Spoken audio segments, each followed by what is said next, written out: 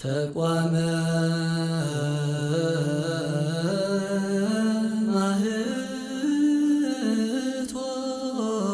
ማህቶት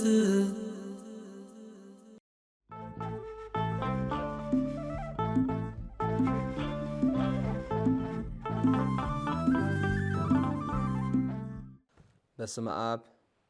ወወልድ ወመንፈስ ቅዱስ አሃዱ አምላክ። ሰላም እግዚአብሔር ምስኩላትና ይኹን። ክቡራን ህዝበ እግዚአብሔር ህዝበ ክርስቲያን እግዚአብሔር አምላክና በሀብቱ ሲሒቡ ብረድኤቱ አቅሪቡ በጸግኡ ከሊሉ ብምሕረቱ ሓልዩ ናብ ዝኽቡር በዓል ጾመ ነነዌ ካብቶም 7 ጾማት ናይ ቤተ ክርስቲያንና ሓደ ዝኾነ ዘብፅሐና መድኃኔ ዓለም ክርስቶስ እግዚአብሔር አምላክና ንዘለዓለም ክብርን ምስጋናን ንዑ ይኹኖ። አምላክ ብምውላድ መመክሒት ናይ ኩላትና ዝኾነት ናይ አዴና ቅድስት ድንግል ማርያም ወላዲተ አምላክ ናይ ክቡር መስቀል ጎይታናን መድኃኒናን ኢየሱስ ክርስቶስ ናይ ኩሎም ቅዱሳን አቦታትና በረኸትን ረድኤትን ጸሎትን ቃል ኪዳንን ምስ ኩላትና ህዝበ እግዚአብሔር ይኹን። በዛ አጋጣሚ እዚ ቅዱስ ቤተ ክርስቲያንና ኩሉ ግዜ ብጸሎት ካብ ምዝካር ስለ ዘይትዕርፍ ነቶም ዘዕረፉ ወገናትና ዕረፍቲ ነፍሲ ሂቡ ትንሣኤን ህይወትን ዓዲሉ ኣብ የማኑ ክንብረልና ነቶም ዝሓመሙ ወገናትና ድማ ስቃያቶም አቅሊሉ ወፈዋሲ ዱያን መድኃኔ ዓለም ክርስቶስ ወሶም ምሕረቱ ክልእኸልና ነቶም ብመገሻ ካባና ተፈልዮም ዘሎ ወገናትና ሓላውን ረዳእን አምላክና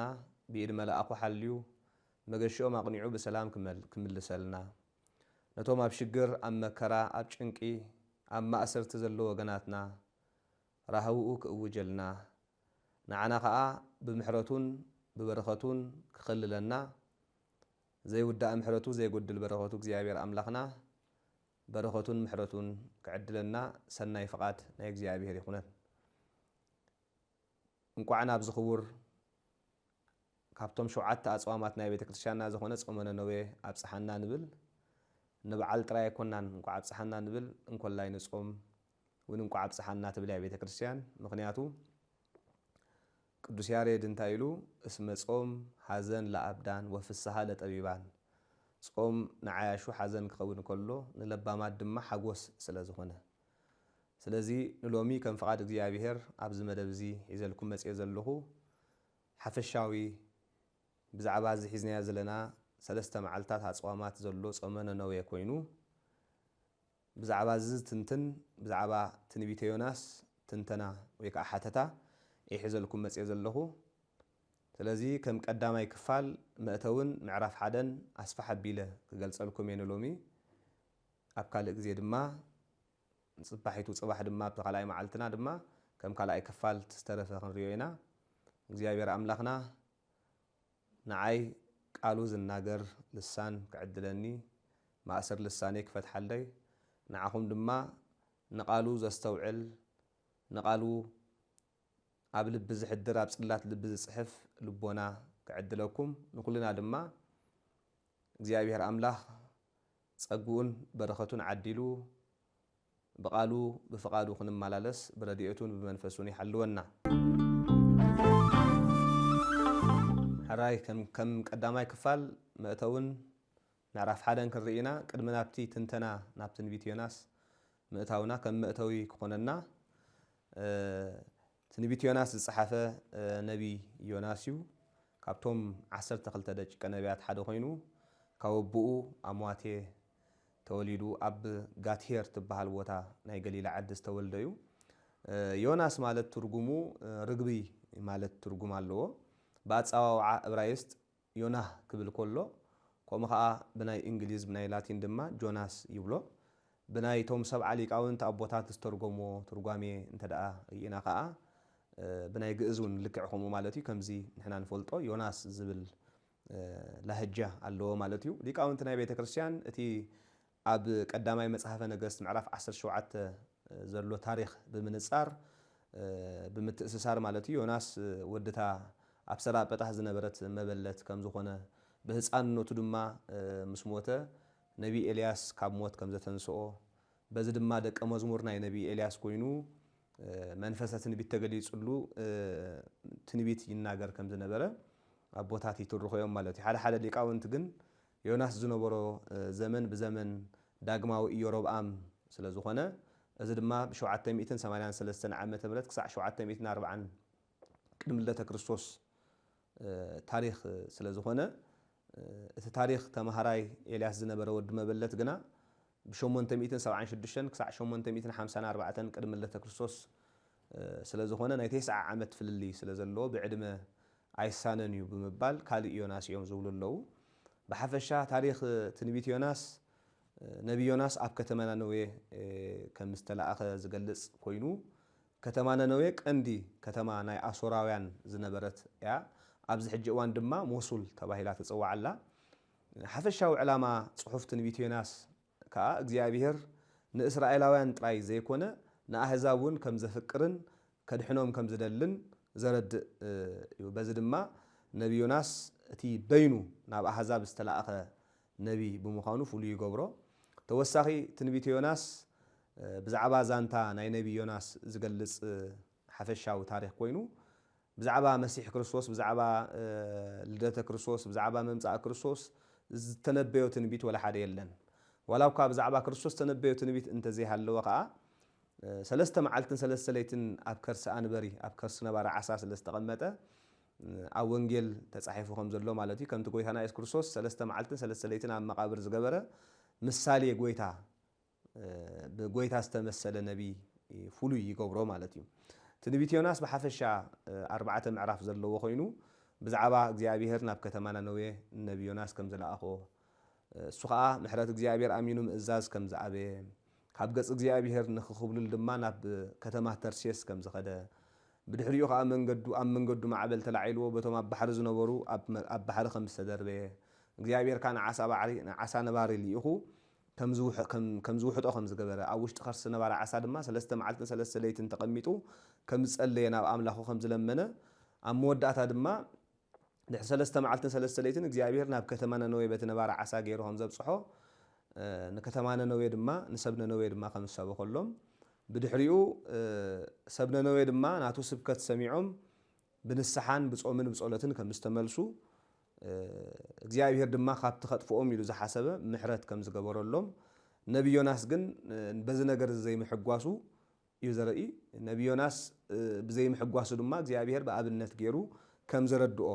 ዝነግር ብሓፈሻ ናይ ትንቢት መጽሓፍ እዩ ማለት እዩ። ነዚ መእተዊ ነዚ ይመስል ኣብ ሓፈሻ ትንተና ናይ ትንቢት ዮናስ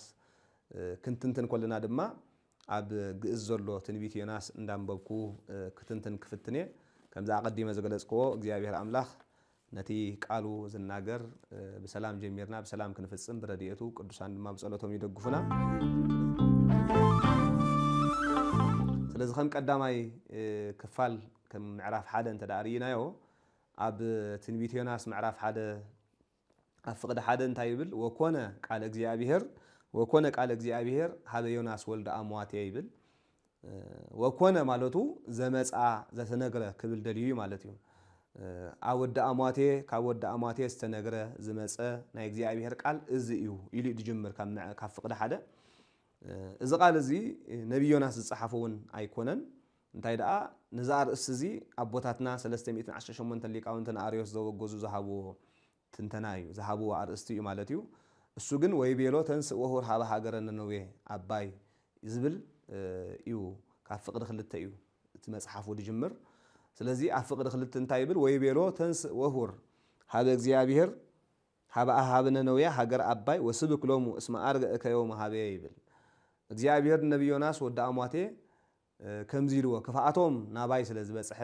ናብታ ዓባይ ሃገር ዝኾነት ነነዌ ኸይድካ ስበኸሎም ኢሉ ማለት እዩ። ክፍኣቶም ኣባይ በጺሑ ክብል ከሎ ንድኻም ምብዳሎም ሓጢኣት ብምስርሖም ንጣዖት ብምምላኾም እዩ ማለት እዩ። ወገናተይ ህዝበ እግዚአብሔር ህዝበ ክርስቲያን ንሕና ጽቡቕና ጥራይ ኣይኮነን ኣብ ቅድሚ እግዚአብሔር ዝበጽሕ ክፍኣትና እውን ኣብ ቅድሚ ጎይታ ይበጽሕ እዩ። ስለዚ ሎሚ ጽቡቕና ድዩ ዋላ ክፍኣትና ጽድቅና ድዩ ዋላ ሓጢኣትና ናብ ኣምላኽ ዝበጽሕ ዘሎ ነፍስና ህይወትና ምፍታሽ ኣገዳሲ እዩ ማለት እዩ። እግዚአብሔር ነቢ ዮናስ ንሰብ ነነዌ ኸይድካ ስበኸሎም ኢልዎ። ሎሚ እውን ንዓይን ንዓኻትኩምን ክፍኣትና ገፍዕና ጭካነና ሓጢኣትና ኣብ ቅድሚ እግዚኣብሔር ስለ ዝበፅሐ ስበኹሎም ኢሉ ንመምህራን ቤተ ክርስቲያን ንካህናት ኣቦታትና ይልእኸልና ኣሎ እንተሰሚዕና ልክዕ ከም ሰብ ነነዌ ክንድሕን ንኽእል ኢና እንተዘይሰሚዕና ግን ከም ሶዶምን ጎሞራን እውን ክንጠፍእ ንኽእል ኢና እግዚኣብሔር ነቶም ልኡኻቱ ዝኾኑ መምህራን ካህናት ኣቦታትና ክንሰምዕ እዝነ ልቦና ይዓድለና ኣብ ፍቕዲ 3 ኣብ ትንቢት ዮናስ ገሊፅዎ ከም ዘሎ ወሆረ ዮናስ ወተሃጣ ብሄረ ተርሴስ እምገጸ እግዚኣብሔር ወወረደ ዮናስ ሃገረ ኢዮጴ ወረከበ ሐመረ ዘይነግድ ብሄረ ተርሴስ ወተአሰበ ሐመረ በንዋዩ ወአርገ ውስቴቱ ከመ ይንግድ ምስሊሆሙ ተርሴሰ እስመ ተሃጣ እምገጸ እግዚኣብሔር ይብል ነቢ ዮናስ ካብ ገጽ እግዚኣብሔር ዝተሓብአ መሲልዎ ናብ ደሴት ዘለዎ ባሕሪ ኸደ ኢዮጴ ማለት ስም ባሕሪ እዩ ናብ ባሕሪ ዘለዎ ዓዲ ኸደ ይብል ኣብዚ ቦታ እዚ ከዓ ተርሴስ ኣብ ተርሴስ እትኸይድ መርከብ ረኺቡ ይብል ተርሴስ ተባሂለ ዘሎ ደሴት ዘለዎ ማለት ባሕሪ ማለት እዩ ትርጉሙ ተርሴስ ዝተባህለት ገሊኦም ሎሚ ስፔን ተባሂላ ትፅዋዕ ኣላ ብሉ ገሊኦም ድማ እታ ኣብ ሜዲተራንያን ሲ ትርከብ ደሴት እያ ይብሉ ስለዚ ነቢ ዮናስ ናብ ተርሴስ ንኽኸይድ ብገንዘቡ ተሰማሚዑ ናብ መርከብ ኣትዩ ካብ ገጽ እግዚኣብሔር ድማ ኮብሊሉ ከም ዝሃደመ ይነግረና ወገናተይ ነቢ ዮናስ ካብ ገጽ እግዚኣብሔር ንኽርሕቕ ንኽሃድም ገንዘብ ከፊሉ እዩ ካብ ገጽ እግዚኣብሔር ኣምላኽ ዝሃድም ዘሎ ሎሚ ኸንሕና ኣነ ንስኻትኩምን ኩሉ ህዝበ ክርስቲያን ብገንዘብና ካብ ገጽ እግዚኣብሔር ኣይርሓቕና እንዲና ብገንዘብና ምኽንያት ካብኡ ኣይሃደምና እንዲና ብሓቂ ብገንዘብና ክንጸድቕ ናብኡ ክንቀርብ ዝግባእ ክነሱ ግን ገንዘብና ካብ እግዚኣብሔር ዘርሕቐና እዋን በፂሕሎ ማለት እዩ እዚ ከዓ ከተሓሳስበና ዝግባእ እዩ ነቢ ዮናስ ካብ ገንዘብ ከፊሉ ካብ ገጽ እግዚኣብሔር ክሕባእ ክሃድም እዩ ፈቲኑ ንሕና ከዓ ሎሚ ገንዘብ ከፊልና ምስ ሰባት ንበኣስ ገንዘብ ከፊልና ምስ ነፍስና ንበኣስ ኣብ ሓጢኣት ንኣትውን ብዙሓት ስለ ዝኾንና እዚ ንዓና ዓብዪ ትምህርቲ እዩ ነቢይ እግዚኣብሔር ቅዱስ ዮናስ ቃል እግዚኣብሔር እናፈለጠ ከምዚ ምሕሳቡ ሓደ ካብቲ ዓሻ ዝገበሮ ማለት እዩ ከምቲ ኣዲኡ ኣብ ቅድሚ ዓይና ዝፀንሐ ወዳ ትልእኾ ማለት እዩ እግዚኣብሔር ድማ ናብ ነነዌ ኪድ ዝብለኒ ዘሎ ኣብ ቅድሚኡ ስለ ዝረኸበኒ ዶ ኣይኮነን ኢሉ ካብ ገጽ እግዚኣብሔር ክሃድምን ክሕባእን ሓሲቡ ጥራይ ከዓ ኣይኮነን ካብ ገጽ እግዚኣብሔር ክሃድም ኢሉ መርከብ ተሰቂሉ ናብ ተርሴስ ከይዱ ማለት እዩ ብሓቂ ነቢ ዮናስ እቲ እግዚኣብሔር ኣብ ነቢ ዳዊት ሓዲሩ ኣብ መዝሙር 138 ሓዲሩ ኣይቴኑ ኣሃውር እመንፈስከ ወኣይቴ እጎይ እምቅድመ ገጽከ እመኒ ኣረጉ ውስተ ሰማይ ህየኒ አንተ ወእመኒ ወረድኩ ውስተ ቀላይ ህየኒ ሃሎከ ዝበሎ ረሲዑ ካብ ገጽ እግዚኣብሔር ሕባ ኣለኹ ብምባል ናብ ካልእ ቦታ ኸይዱ ማለት እዩ ክቡራን ህዝበ እግዚኣብሔር ወገናተይ ካብ ገጽ እግዚኣብሔር ዝስወር ነገር የለን ካብ መንፈስ እግዚኣብሔር ዝርሕቕ ካብ ገጽ እግዚኣብሔር ዝርሕቕ የለን ከም ዑፍ ናብ ሰማይ እንተበረርና ከም ዓሳ ናብ ውሽጢ ባሕሪ እንተጠለቕና ካብ ገጹ ክንስወር ኣይንኽእል ኢና ምክንያቱ እግዚኣብሔር ዘይብሉ ቦታ ስለዚ የለን ሓደ ሰባት ካብ ገጽ እግዚኣብሔር ዝተሓውኡ መሲልዎም ኣብ ጸልማት ወይ ከዓ ኣብ ሰብ ዘይብሉ ተሓቢኦም ክፍኣትን ሓጢኣትን ዝሰርሑ ክህልው ይኽእሉ እዮም ስለዚ ካብ ገጽ እግዚኣብሔር ካብ ገጹ ዝስወር ካብ ዓይኑ ዝኽወል ከምዚ የሎ ኢና በዚ ክንርዳእ ንኽእል ኣብ ፍቕዲ 4 ወኣምፃ እግዚኣብሔር ነፋሳ ኣብየ ውስተ ባሕር ወኣብየ ማዕበለ ባሕር ወተመንደበ ሃመሮሙ እስከ ይሰበር ይብል መጀመርያ እግዚኣብሔር ዓብዪ ነፋስ ናብ ባሕሪ ኣምፂኡ ድሕሪ እቲ ንፋስ ድማ መርከቦም ክሳዕ ዝስበርን ጭንቕን ዓብዪ ማዕበል ኣምፂሎም ይብል ነቢይ እግዚኣብሔር ቅዱስ ዳዊት ኣብ መዝሙሩ 148 እሳት ወበረድ ወኣሳሃትያ ወሃመዳ መንፈሳ ኣውሎ ዘይገብር ነቢይዎ ይብል እሳትን በረድን ኣሳሓትያን ቁርን መሬትን ነፋስን ንቓሉ ይእዘዙ ንቓሉ ድማ ይገብሩ ይብል ኣእምሮ ዘለዎ ልቦ ዘለዎ ነቢይ ዮናስ ንቃል እግዚኣብሔር ምእዛዝ ከኣቢ ከሎ ኣእምሮ ዘይብሎም ነፋስን ማዕበልን ግና ንእግዚኣብሔር ተኣዚዞሞ ወገናተይ ሕጂ እውን ንሕና እውን እኮ ኣብ ዘለናያ ዘመን ኣእምሮ ዘለና ደቂ ሰባት ንኣምላኽና ንፈቓዱ ዘይተኣዘዝና ንፈቓዱ እምቢ ክንብል ኮለና ግእዛን ዘይብሎም ፍጥረታት ግና ንፈቓዱ ይእዘዙ ኣለው ካብ ፈቓዱ እውን ስጋ ሕጂ ኣይወፁን ከምቲ ጎይታናን መድሓኒናን ኢየሱስ ክርስቶስ ኣብ ወንጌል ማቴዎስ ምዕራፍ 8 ፍቕዲ 27 ገሊፅዎ ዘሎ ንኣምላኽ ንፋስን ማዕበላትን ዝእዝዝ ኣምላኽ ሓቀኛ ኣምላኽ ዝኾነ መጀመርያ ንንፋስ ፀዊዕዎ ማለት እዩ ንዕኡ ተኣዚዙ መፅዩ ቀፂሉ ከዓ ንባሕሪ ከም ዝናወፅ ገይርዎ ከም ዝፍለጥ ንመርከብ ንፋስ ከም ትጓዓዝ እዩ ዝገብራ ባሕሪ እውን ንመርከብ ከም ተንሳፍፍ እዩ ዝገብራ ግን ኣብዚ እዋን እዚ በፂሑ ከም ትናወፅ ገይርዋ ባሕሪ ድማ ከም ትጥሕል ከም ትሰጥም ክገብራ ጀሚሩ ስለዚ እግዚአብሔር አምላኽ እናቀረበ ይመጽእ ኣሎ ማለት እዩ አፍቅደ ሓሙሽተ እንታይ ይብል ወፈርሁ ኖትያት ወአውየው ኩሎም ሃብ አማልክቲሆሙ واستواصوا وقدفوا واستباحر نوايوم كما يقلل حمرهم وورد يوناس واستكر سحمر سكب ونوم ونهرا يبل اتوم مركبنياتات فريحهم كلهم تاع مركب زنبرون نناب املاخهم اقويهم مركبهم نخفخسلهم دما اب مركبهم زنبر نبرت ناواصون بحر خضر بيجميرهم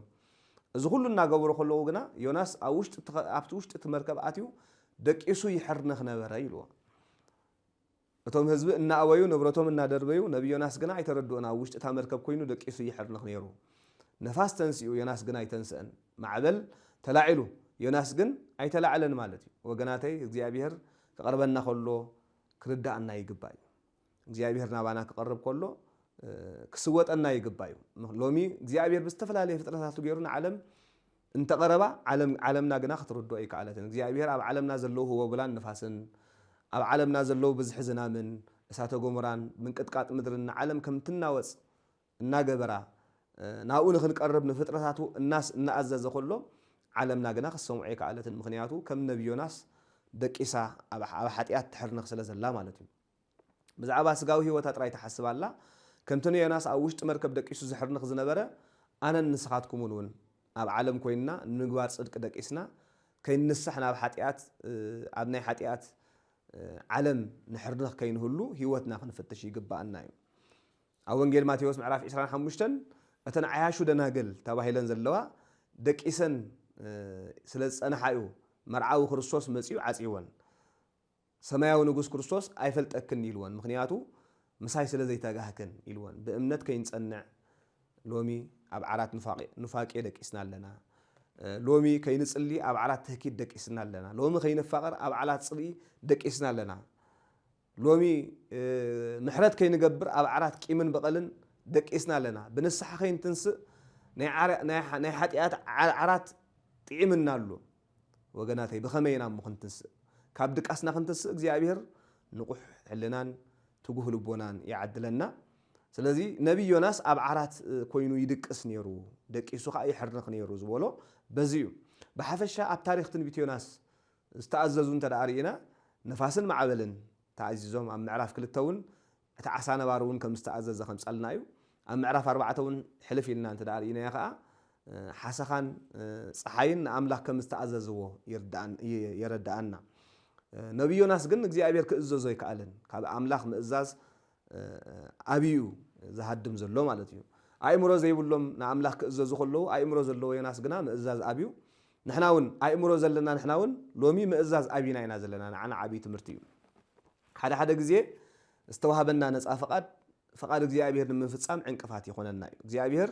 ነብይ ዮናስ ነፃ ፈቃድ ስለዝሃቦ እዩ ዕንቅፋት ኮይንዎ ንፈርዖን ንሄሮድስ ንይሁዳ ንአርዮስ ንኻልኦት ከምኦም ምክንያት ጥፋኣት ዝኾኖም ዝተዋሃቦም ነፃ ፈቃድ እዩ ስለዚ ድማ ነብይ ጥበበኛ ንጉስ ሰሎሞን ኣብ መጽሓፈ ምሳሌ ምዕራፍ 14 ፍቅዲ 12 ቦፍኖት እንተ ትመስል ርትእተ በሃበሰብ ወደ ሃሪታስ ተበጽሕ ሃበ ማእመቅተ ሲኦል ይብል ንሰብ ቅንዕት ትመስሎ መንገድላ መወዳእታ ግና ሞት እዩ ናብ ሲኦል ትወስድ ያ ከም ዝብል ሎሚ ቅኑዕ ኮይኑ ስማዓና ፈቃድ ስጋና ናብ መንገዲ ሓጢያት ክመርሐና ይኽእል እዩ ስለዚ ከምቲ ብርሃን ዓለም ቅዱስ ጳውሎስ ናብ ሰብሮሜ ኣብ ዝላእኾ መልእኽቱ ምዕራፍ 6 ፍቅዲ 11 ከማሁ አንቱሙኒ ረሲዩ ርእሰክሙ ሙታን ለኃጢአት ወህያዋን ለፈቃድ እግዚአብሔር ከምኡ ድማ ንስኻትኩም ርእስኹም ንሓጢአት ሙታን ኩኑ ከምኡ ከዓ ንፈቃድ እግዚአብሔር ድማ ህያዋን ኩኑ ዝብለና ኣብዚ ዓለም ብድሌትናን ብፈቃድናን ጥራይ ዘይኮነ ብፈቃድ እግዚአብሔር ክንመላለስ ከም ዝግባአና ኢና ንመሃር ኣብ ውሽጢ ትንቢት ዮናስ ካብ ሰባት ዝሓሹ ኮይኖም ዝተረኽቡ እቶም ግእዛን ዘይብሎም ፍጥረታት ጥራይ ኣይኮኑን እቶም ዘይኣምኑ ዝነበሩ ኣህዛብ ውን ንኣምላኽ ዘይፈልጥዎ ዝነበሩ ውን እሶም ካብ ነብይ ዮናስ ዝሓሹ ኮይኖም እዮም ተረኺቦም ንሳቶም ፈሪሖም ናብ ኣምላኾም ክእውዩ ንጸሎት ክተግሁ ከለዉ ነብይ ዮናስ ግና ደቂሱ ነይሩ ወገናተይ ሽግርን ፈተናን ክገጥመና ከሎ ልክዕ ንፈርሒና ማለት እዩ ሓደ ግዜ ፍርሒ ንድሕነትና ምክንያት ይኾነና እዩ መንገዲ ህይወት ክኸፍተልና ይኽእል እዩ ስለዚ ሽግርን መከራን ክመጸና ከሎ ክነማርር ክንክሕድ ዘይኮነ ክንጸንዕን ብንስሓ ክንምለስን እዩ ዝግባአና እቶም ኣብ መርከብ ዝነበሩ ኣሕዛብ ዋላ እኳ ነቲ ዘምልኽዎ ይኹን እምበር ኣብ ግዜ ፈተነኦም ዝገበርዎ መጀመርያ ጸሎት ነይሩ መጀመርያ ጸሎት እዮም ገይሮም ስለዚ ነቢይ እግዚአብሔር ቅዱስ ዳዊት ኣብ መዝሙሩ 33 ቀረቡ ሃቤሁ ያበርህ ለክሙ ናብ እግዚአብሔር ቅረቡ ንሱ ድማ ከብረሃልኩም እዩ ከም ዝበለ ሽግርን መከራን ኣብ ዝገጥመልና እዋን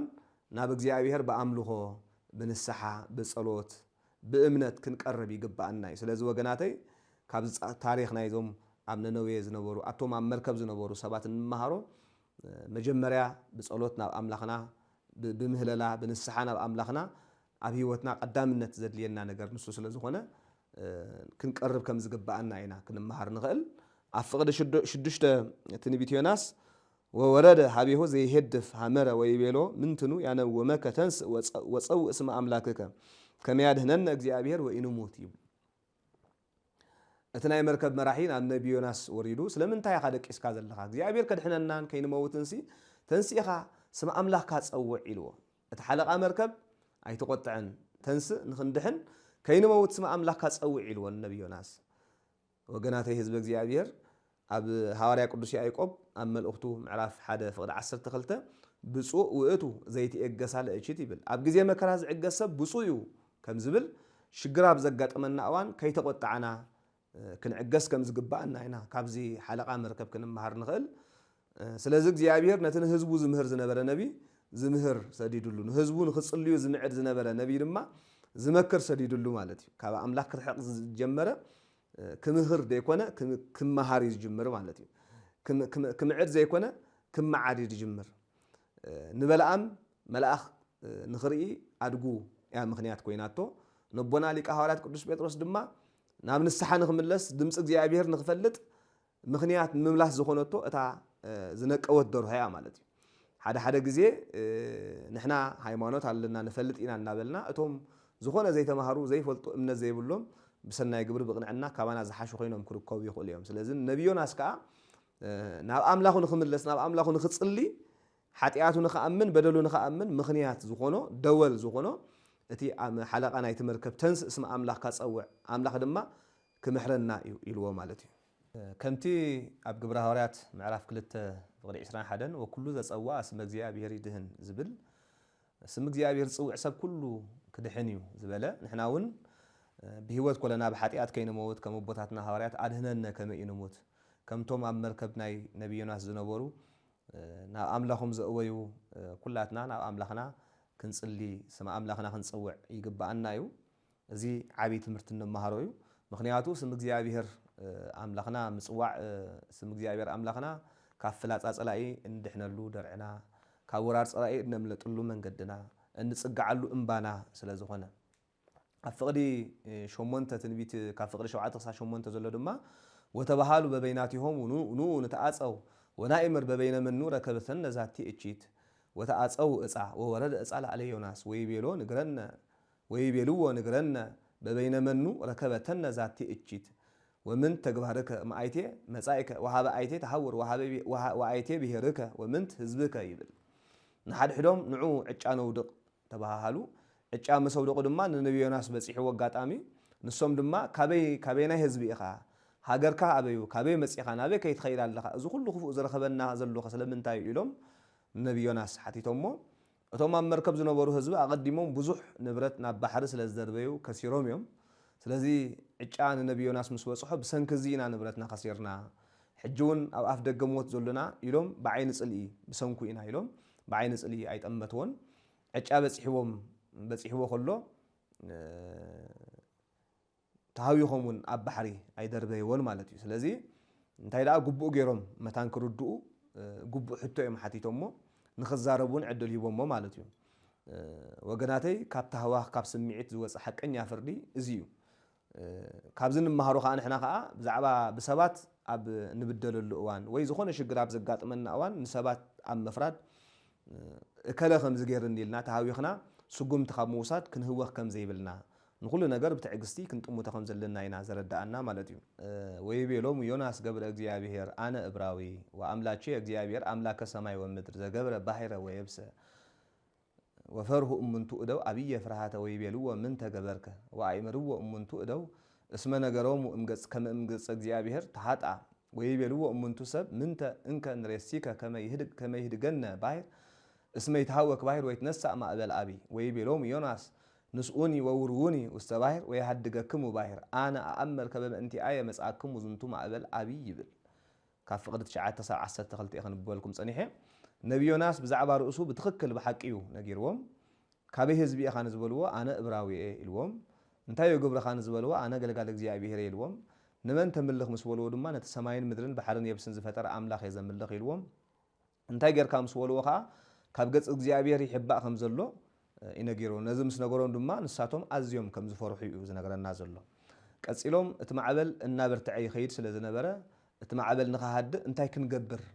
ኢና ኣለና ኢሎም ሓቲቶሞ ንሱ ድማ በዳሉ ንሱ ምኻኑ ኣሚኑ ንርእሱ ሞት ብምፍራድ ዕድል ከይሃበን ኣብ ባሕሪ ደርብዩኒ ማዕበል ድማ ካሃድ አልኩም ይልዎም ማለት እዩ ወገናተይ መጀመሪያ ነብይ ዮናስ ብሰንኩም ምኻኑ ሓጢያቱ ኣሚኑሎ ሎሚ ኸንሕና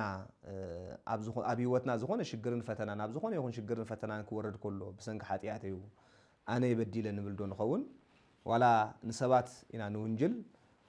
ነብይ እግዚአብሔር ቅዱስ ዳዊት ሓጢያት ምስ ገበረ ብምኽንያት ሓጢያቱ ነብይ ናታን መጽኡ መሰረድኦ አበስኩ ለእግዚአብሔር ንእግዚአብሔር በዲለ ይልዎ ንስሓ መስኣተወ ወእግዚአብሔር ተአደባለ ኃጢአትከ እግዚአብሔር ድማ ንኃጢአትከ ሓዲግልካ ይልዎ ከምቲ ነብይ ዮናስ ኣብ ውሽጢ ባሕሪ ደርብዩን ዝበሎም ንሕናውን ሓጢአትና ኣሚንና ንርእስና ኣብ ባሕሪ ንስሓ ክንጥሕል ብምውሳን ንርእስና ክንፈርድ ከም ዝግባአና ኢና ካብዚ ንምሃር ኣብ ትንቢት ዮናስ ምዕራፍ ሓደ ዘሎ ካብ ፍቅዲ 13 ሳብ 14 እንተዳሪና ከዓ وتبعاسوا وفقدوا يتميتوا من قدم مدر أمنتو أدو وسئنوا اسمه يتحوك باهر ويتنسى عليهم معبل وعبيو كلهم هبرها بأجزيابهر ويبيلوا حس لك أجزيوتها تفعلنا ببين نفسه لزنتو بأسي ويترسي لا علينا دمس عادك اسمع أنت أجزيوزا كما فقدك جبرك يبل الزوم سبات إن دحريهم نخم اللوسو بزحت تقاليسهم ناب بحر ناب مدر نخخدو معبل برتعو سلازنا برجنا مملاس ينوم يوم معبلون يلعلهم نيرو كلهم بحدنا بእግዚአብሔር ኣውዮም ለሚኖም ብድሕሪኡ ኣብ መወዳእታ ኣው ጎይታ በሰብ እዚ ምኽንያት ከተጥፋአና ኣገባብ ኣይኮነን እሞ ንስኻ ዝፈቐድካዮ ስለ ዝገበርካ ናይ ዝዓቢ ሰብ ደም ኣብ ልዕሌና ይትግወሮ ኢሎም ንኣምላኾም ለሚኖም ወገናተይ ህዝቢ እግዚአብሔር ነቢይ ዮናስ ንሰብ ነነዌ እንተዘይተመሊሶም ክጠፍኡ ምዃኖም እናፈለጠ ንኸድሕኖም ክንድዚ ዝኣክል ኣይፀዓረን እኳ ደኣ ክሃድም እዩ ኢና ንሪኦ ማለት እዩ እዞም ሰባት እዚኦም ግን ዮናስ ነብይ ዮናስ ንኸይጠፍእ ፈሪሖም ከይመውት ብዙሕ ተቃሊሶም ካብቲ ንእግዚአብሔር ዝፈልጥ ነብይ እዞም ኣሕዛብ ካብቲ ንእግዚአብሔር ዝፈልጥ ነብይ እዞም ኣሕዛብ ዝሓሹ ኮይኖም ተረኺቦም ማለት እዩ ሓደ ግዜ ንሕና ብእምነት ዘለና ሰባት ንርእስና ክንምካሕ ብጽድቅና ክንኮርዕ ብምሃብና ክንዕበይ ኮለና እቶም ኣብ እምነት ዘየለው ሰባት ብምግባር ጽድቂ بتحتنا بتعجستي كابانا زحشو خوينهم يصنحيهم سلازي كمتي قبر بزي هايمانوت زي يتصدق اتوم هايمانوت حيزنا نبل لنا دما بزي قبر خمزي يتصدق فليتنا قبرنا خنقنع كم زقبانا هنا كابزن المهر زوما مركب زنبورو سبات بعلو يفلت زكوا خوحدو كاب املاخ تحابيو ايبولون بستخالو متن نفسو نخدحنو نفسو بمطفئهم دما بأملاك كحتتون كيبدلون حتيات كيسرحون يوم صيرهم مالتيو وجناتي أبقى زي هوتنا سبات بسنة النات شجروا بحمام النات سقيوا بستفل عليه فتنا النات أفو بزعبها والقناة راي بمحساب انتهيت ولنا لنا شلل لنا حليف إن نبر سبات كنهلون خلينا ناتنا حجز ولا نيشتي تكون هو السبب من تدحن هيوسب كم تغير كنفلت يقبعنا زي نفلت نتخوينا خان وجناتنا كسر عقمنا زاكل كنحجز كم زقبعنا هنا خابزون النمهر عفقدي عسر تحمشة نبيت يوناس جليس وهم زلوا وناس أول يوناس هو واستباهر وعرمة باهر وفر هو الأجزاء من تؤدو أبيه فرحاته وسوء الأجزاء مسوعته وبس وبسعته يبل يوناس وسيدوم نبحري دربي مو بحزن ኣብ ባሕሪ ድማ ታ ባሕሪ ድማ ተቀቢላ ነቲ ዝነበራ ማዕበልን ንፋስን ጸጥ ኢላ ማለት እዩ ንእግዚአብሔር ድማ ፈጺሞም ፈሪሖሞ ንእግዚአብሔርን መስዋዕት ከም ዝሰውኡን መብጽዓ ከም ዝተማባጽዑን ይነግረና ነብይ ዮናስ ኣብ ባሕሪ ምስተደርበየ ማዕበል ሃዲኡ ነብይ ዮናስ ምሳሌ ናይ ጎይታና ኢየሱስ ክርስቶስ እዩ ጎይታ ኢየሱስ ክርስቶስ ምእንታና ሞይቱ ኣብ ከርሲ መቃብር ምሕዳሩ ኩሎም ሙታን ህይወት ረኺቦም እዮም ነብይ ዮናስ ድማ በጃ ኮይኑ ኣብ ከርሲ ባሕሪ ምስተደርበየ ኩሎም ኣብ መርከብ ዝነበሩ ካብ ጥፋኣትን ካብ ሞትን ህይወት ክረኽቡ ክኢሎም እዮም ስለዚ ነዚ ወገናተይ ክንርድኦ ይግባአና እዩ እቶም ኣብ መርከብ ዝነበሩ ከኣምኑን ክድሕኑን ዝኽኣሉ ነብይ ዮናስ ኣብ መርከቦም ብመስቃሉ እዩ እግዚአብሔር ኣምላኽና ኣይኮነን ብናትና ምምላስ ብናትና ምጥፋእ እውን ንሰባት ንምድሓን ኣያዕረፍን እዩ ስለዚ እቶም ኣብ መርከብ ዝነበሩ ሰባት በዛ ዓበይ ተኣምር ብዙሕ ተማሂሮም ብእምነት ጸኒዖም ንእግዚአብሔር ፈሪሖም መስዋዕቲ ሰዊኦም ንኣምላኽ እውን መብጻዕቲ ተመባጺዖም እዮም ወገናተይ ኣብ ህይወትና ካብ ብዙሕ ሽግርን ፈተናን ንኸድሕነና ካብ ሕማምና ንኽፍውሰና ካብ ስእነትና ንኽህበና ተመባጺዕና ኢና ንመብዛሕትኡ ንኽገብረልና ኢና ንመባጻዕ መብዛሕትኡ ግዜ ናይዞም ኣብ መርከብ ዝነበሩ ሰባት ግና መብጽዖም ፍሉይ ዝገብሮ ዝደለይዎ ምስ ረኸቡ ካብ ጥፋኣት ምስ ደሓኑ እዮም ተመባጺዖም ኢራ ሓሳብና ረኺብና ኢና ሓንሳብ ዲሒና ኢና ኢሎም ውዕለት እግዚኣብሔር ኣይረስዑን ለካስ ንኽትረክብ ጥራይ ዘይኮነ እውን ምስ ረኸብካ እውን ትመባጻዕን ንኣምላኽ ትህብን ኢኻ ማለት እዩ በዚ ንሎሚ ከም ቀዳማይ ክፋል ትምህርትና ካብ ትንቢት ዮናስ ርኢናያ ዝነበርና መእተውን ምዕራፍ 1 ኣብዚ ርኢና ኣለና ጽባሕ ድማ ካልኣይ ክፋል ናይዚ ትንተና ናይ ነብይ ዮናስ ትንቢት ክንርኢና እግዚአብሔር ብሰላም ኣውዒሉ ብሰላም ይሕድረና